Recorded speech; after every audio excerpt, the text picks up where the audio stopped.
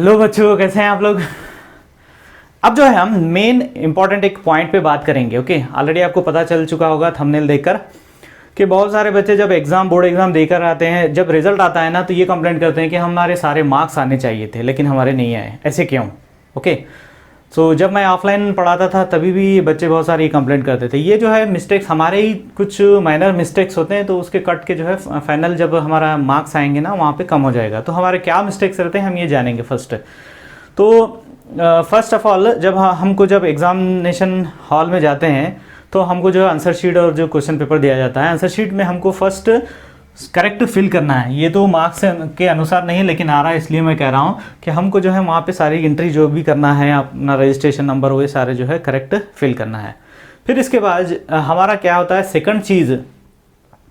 Second चीज़ जो है हमारे को 10 to 5 मिनट्स दिया जाता है ताकि हम क्वेश्चंस को अच्छी तरह से अंडरस्टैंड कर सकें, समझ सकें। तो आपको ध्यान से पढ़ना है, सारे क्वेश्चंस को अंडरस्टैंड करना है। पर्टिकुलरली जो बड़े वाले क्वेश्चंस होते हैं, जो ट्विस्टेड क्वेश्चन होता है, उसको आपको अच्छे ध्यान से पढ़ना है।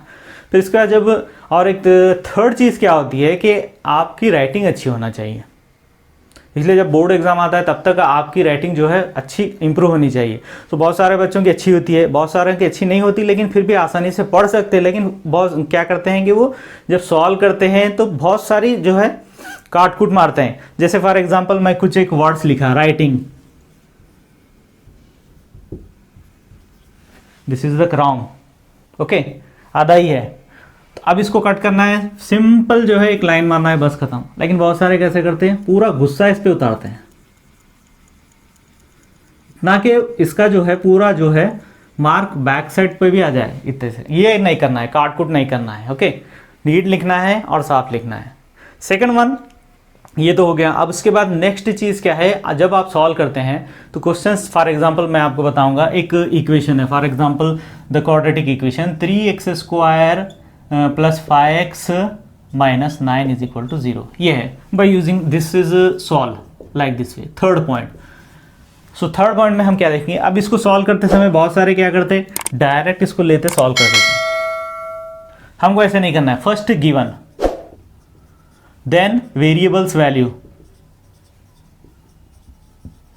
okay, next formula, next calculation part, final the answer x is equal to this much। ऐसे आना चाहिए स्टेप बाय स्टेप। तो यहाँ पे गिवन वैल्यू आएगा, first given value, second one is variables value, then formula, then calculation part, then the x value. इसमें से एक भी अगर मिस्टेक हो जाएगा तो मार्क्स कट होते जाएंगे। जैसे फॉर एग्जांपल मैं सॉल्व करके बताऊंगा, 3x² + 5x - 9 = 0। तो ये तो क्वेश्चन हो गया, लेकिन हमको और एक बार लिखना है गिवन बोल के, 3x² + 5x - 9 = 0, then the variables value a = 3, b = 5, c = -9। ये आना है, ये आना है। Then formula x = -b ± √b² - 4ac divided by 2a। Then x is equal to -b means -5 ± √5² - 4 × 3 × -9 divided by 2a।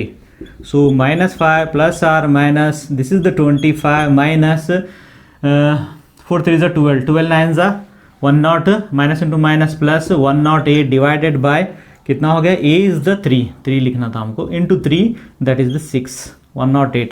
so -5 ± under इसको add किए तो कितना हो जाता है, 33 133 divided by 6, this is the x।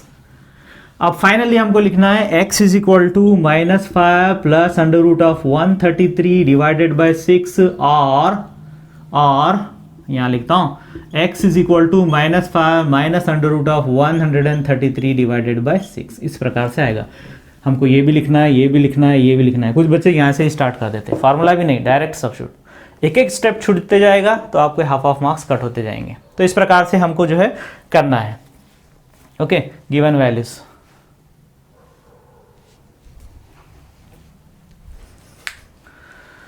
अब ऐसे क्वेश्चन जिसमें फिगर आता है, तो जो फर्स्ट ऑफ ऑल हमको क्या है, राइट साइड में फिगर रफली ड्रॉ करना है। ओके जैसे for example applications of trigonometry, triangles and surface area and the volumes, ये जितने भी आते हैं रफली हमको यहाँ पे फिगर ड्रॉ करना है। और एक ध्यान जो है, हम फिगर जो है पेंसिल से ड्रॉ करना है।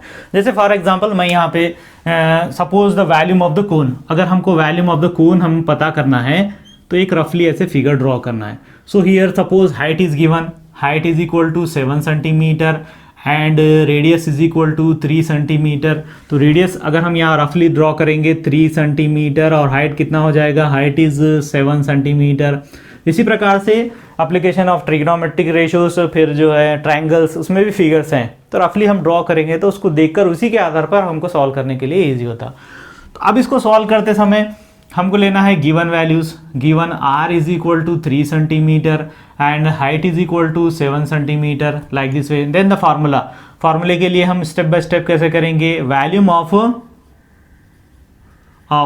कोन, इसका आएगा formula 1/3 pi r square h।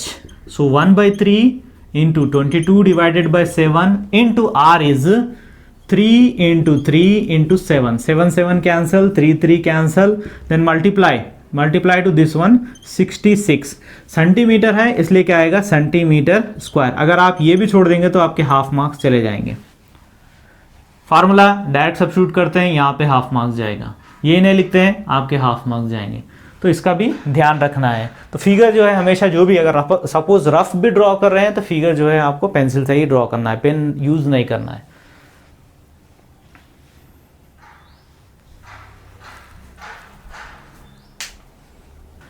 Now the next one is figure.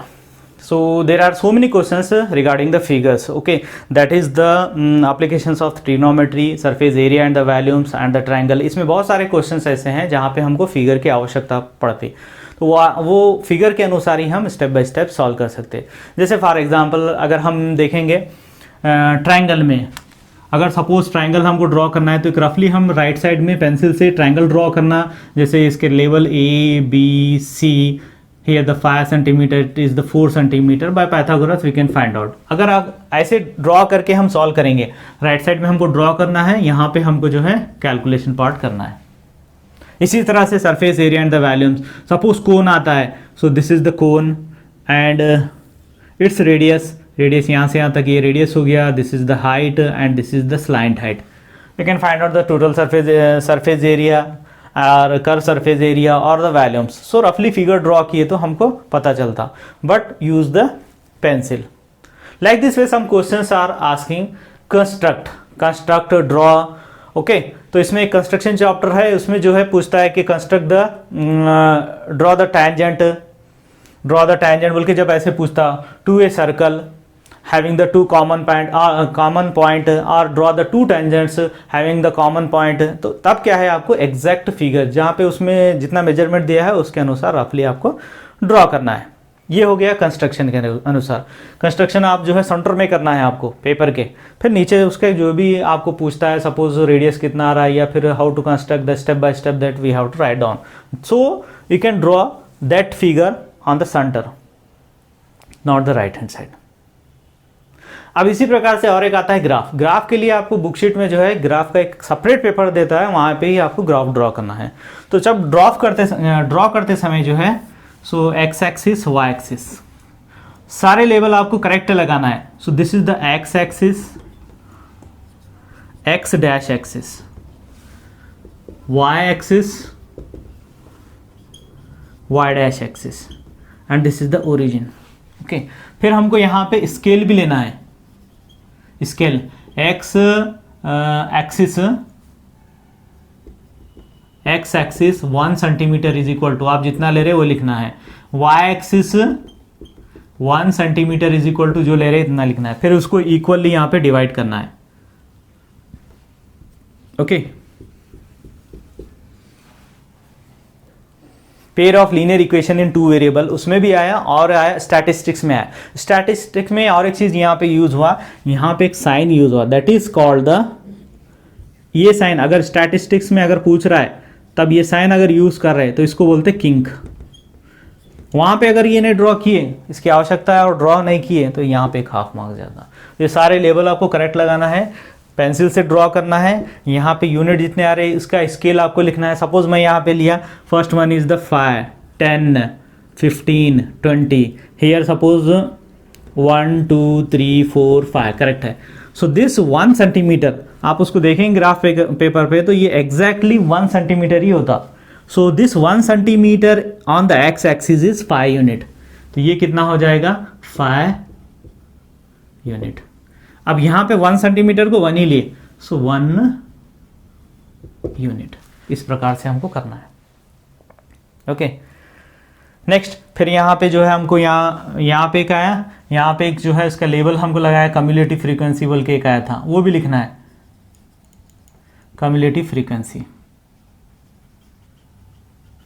Okay और यहाँ पे क्या था फ्रीक्वेंसी, नहीं क्लास इंटरवल था यहाँ पे क्लास इंटरवल। तो ये सारी चीज़ें आना है। एक भी चीज़ आपको छूटती है तो हाफ ऑफ मार्क्स करते जाएंगे और लास्ट में फाइनली आपके मार्क्स कम आएंगे। तो इस चीज़ का ध्यान रखना है।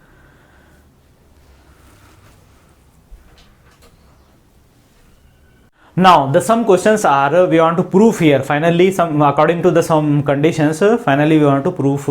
So that questions are that is in a triangle. Okay triangle में है और भी है तो वहाँ पे कुछ कंडीशन देता है उसके अनुसार जो है हमको प्रूफ करना होता है। फॉर एग्जांपल तो जैसे फॉर एग्जांपल मैं लिखूंगा यहाँ पे 2 times of AD square is equal to BC square plus 1/2 AC square, ऐसा है समझो। फॉर एग्जांपल ये हमको प्रूव करना है, प्रूव दैट और शो दैट। तो इसको सॉल्व करते समय फर्स्ट ऑफ ऑल हमको यहाँ पे गिवन वैल्यू लेना है step by step. Next one जो भी कंडीशन हो रही है उसके अनुसार जो जो दे रहा, सपोज दैट इज पैरेलल और alternate angle, so given values हमको लेना है। नेक्स्ट टू प्रूव जो दिया हमको जो प्रूव करना है ना ये लिखना है 2AD square is equal to BC square plus 1/2 AC square, ये आएगा। ओके नेक्स्ट इसके बाद हमको यहाँ पे finally step by step proof करना है। Okay here the calculation part, then finally हमको ये प्रूफ हो जाता। तब ये प्रूफ होता ना, लास्ट में हमको लिखना है हेंस प्रूव्ड। और जो भी कंडीशंस आ रहे हैं यहाँ पे हमको राइट में लिखना है बिकॉज डाल के, बिकॉज दैट इज गिवन, ये सारी चीजें। And another one is for example मैं यहाँ पे एक एग्जाम्पल देता हूँ। Suppose the figure is like this, simple way. So ABCD question में दिया AB is parallel to DC, AB is parallel to DC. Suppose this is the O.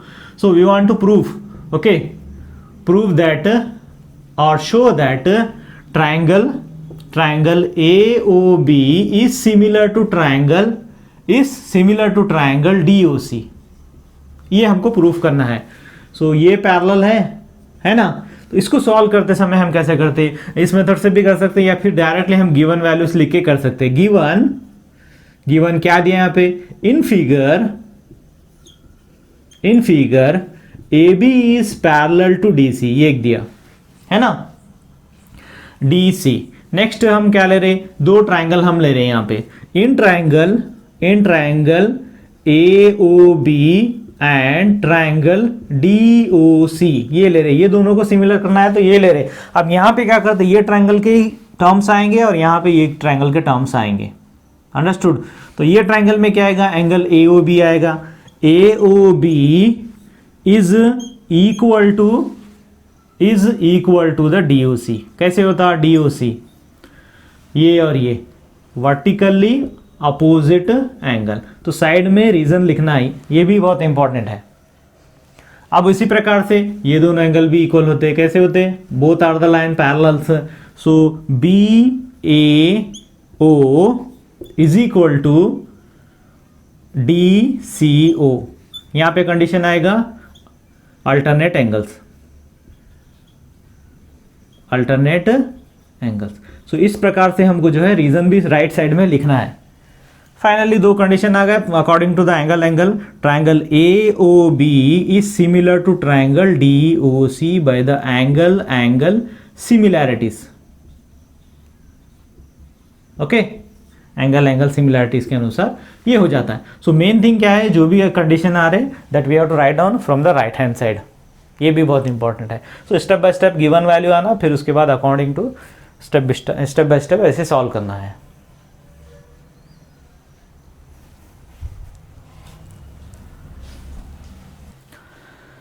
अब चलते हैं रफ वर्क की तरफ। ओके, रफ वर्क करने के लिए मैथ्स के लिए तो बहुत आवश्यकता है। तो ऐसे आपका पेपर आता है ना। तो पहले कैसे था, यहाँ पे एक लाइन ड्रॉ करके यहाँ पे रफ वर्क करते थे, जैसे 3, 5, 7 into 9 ऐसे रफ वर्क करके पूरा एकदम से पूरा काला काला ही कर देते। ऐसे नहीं करना है। आप क्या दे रहा है, यहाँ पे नीचे साइड में रफ वर्क के लिए प्लेस दे रहा है, तो यहाँ पे ड्रॉ नहीं करना है चाहिए। तो यहाँ पे आपको रफ वर्क करना है। ओके, यहाँ पे रफ वर्क करना है, यहाँ पे नहीं करना है। एकदम से खराब दिखता है, और ख़राब दिखता है तो उसका बहुत ही इंप्रेशन खराब जाता है और आपका पेपर वैल्यूएशन करते समय भी बहुत दिक्कत होता है। तो उसी प्रकार से आपके मार्क्स कट जाते हैं।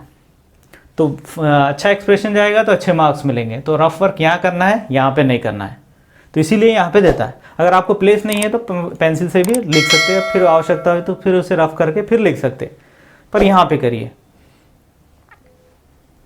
सो these are the some points regarding how to write on answer sheet. तो ये सारे पॉइंट मैं आपको बताया, ये ध्यान में रखते हुए आपको जो है एग्जाम में जाना है और इसी प्रकार से लिखना है, तभी आपको सारे मार्क्स आएंगे, वरना नहीं आएंगे। आप एक एक छोटी छोटी मिस्टेक करते रहेंगे, उसके मार्क्स कट होते रहेंगे, फिर आप फाइनली बोलते सर हमारे मार्क्स कम आए, 10 मार्क्स कम आए, किसी के 8 मार्क्स, किसी के 5 मार्क्स, किसी के 15 मार्क्स। तो ऐसे नहीं होना चाहिए। तो ये सारे स्टेप बाय स्टेप करना है, इसको ध्यान में रखिए। और इसी शुरू से ही आप जो है, जब से स्टार्ट कर रहे हैं आपका जो बोर्ड एग्जाम के जो प्रिपरेशन स्टार्ट कर रहे हैं, जब आपका ईयर स्टार्ट हो रहा है, तभी से आप ऐसे ही सॉल्व करना है स्टेप बाय स्टेप। तो आप इसको इसी की आदत होती नहीं, आप शुरू से लिख रहे, रॉन्ग लिख रहे, सारी चीज़ें छोड़ रहे, लिख रहे, ऐसे ही कर रहे, फाइनली एग्जाम में भी आपको वही आदत होती है, आप वैसे ही लिखते। तो आपको ये चीज़ का ध्यान रखना है। तो शुरू से आपको यही आदत रहना है कि आपको नीड लिखना है, करेक्ट सही पोजीशन पे कहाँ पे ड्रॉ करना है, कहाँ पे कैलकुलेशन करना है, वेरिएबल्स कहाँ लेना है, फार्मूले कहाँ लेना है। लास्ट में आंसर आने पर आपको एक सेंटेंस मिले, for example surface area and the values में एक्स का वैल्यू आ जाता है, तो हमको लिखना है for example the radius equal to this much, एक सेंटेंस लिखना है। The height of the cone और हाइट ऑफ द सिलेंडर एक सेंटेंस में लिखना है आपको, तभी जाके आपको मार्क्स मिलते हैं। Surface area and the values में तो ऐसे ही करना है, एक्स का वैल्यू आ गया, आप स्टॉप नहीं करना, अकॉर्डिंग टू द क्वेश्चन जैसे ही पूछ रहा है आपको वैसे सेंटेंस में लास्ट में आपको लिखना है। वैल्यूम ऑफ द सिलेंडर एक सेंटेंस लास्ट में, एक्स हम वेरिएबल्स लेके सॉल्व करते हैं, X equal to this much, आ गया आंसर। ऐसे नहीं, लास्ट में volume of the cylinder, height of the cylinder, volume of the sphere, एक सेंटेंस लिखना है, स्टॉप करना है। वो एक एक चीज़ हाफ मार्क्स करते हुए आपको फाइनली बहुत ज़्यादा लॉस होता। तो ये सारी चीज़ें ध्यान में रखेंगे, नेक्स्ट एग्जाम जाते समय इस चीज़ को फॉलो अप करके अच्छे और बढ़िया मार्क्स लेंगे। ओके।